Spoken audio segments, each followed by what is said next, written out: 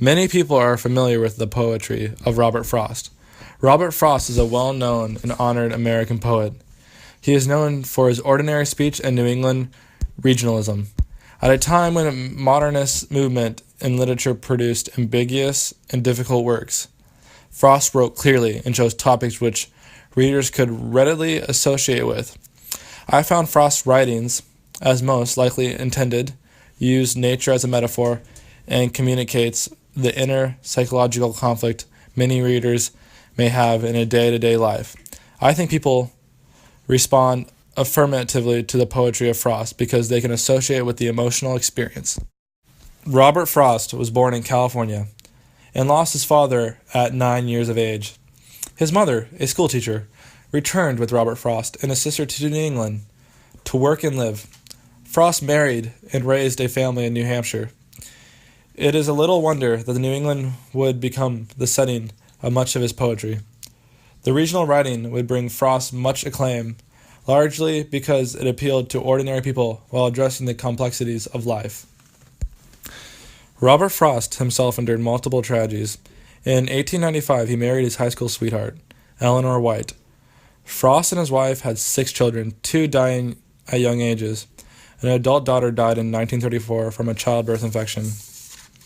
His wife died unexpectedly in 1938, and his adult son, Carroll, committed suicide in 1940. Through these personal strategies, Frost wrote poetry. I personally find the greatness of Frost's poetry and the New England regional topics he addressed are straightforward and simply wrote about.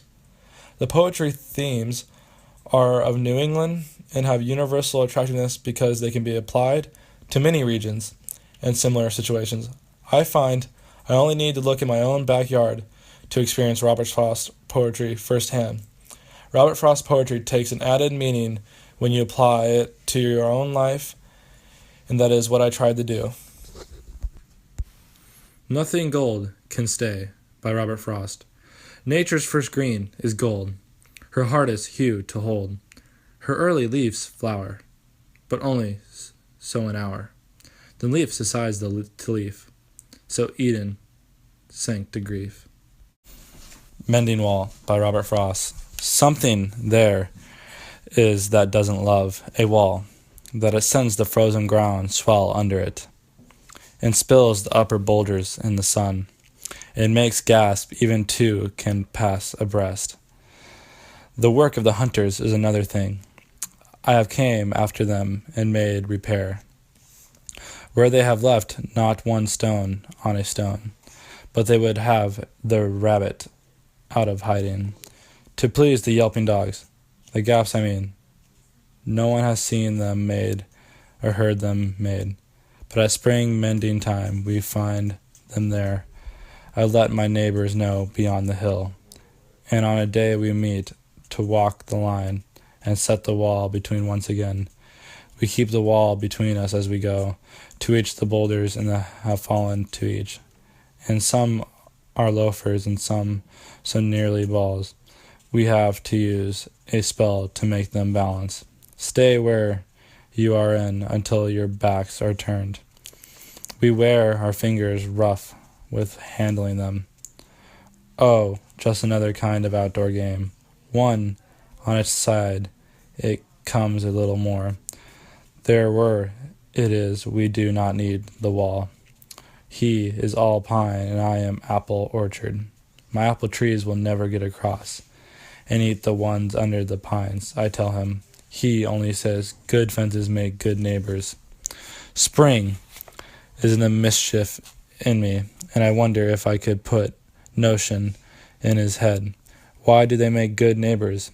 Isn't it where there are cows? But here there are no cows. Before I built a wall, I'd asked to know what I was walling or walling out, and then whom I was like to give offense.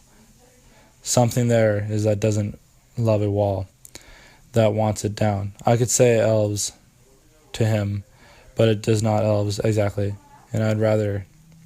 He said it for himself. I see him there, bringing a stone, gasped firmly by the top, in each hand, like an old stone, savage armed. He moves in darkness, as it seems to me. not of woods only and the shades of trees. He's willing to go behind, his father saying, and he likes having, though it is so well. He's saying again, good fences make good neighbors.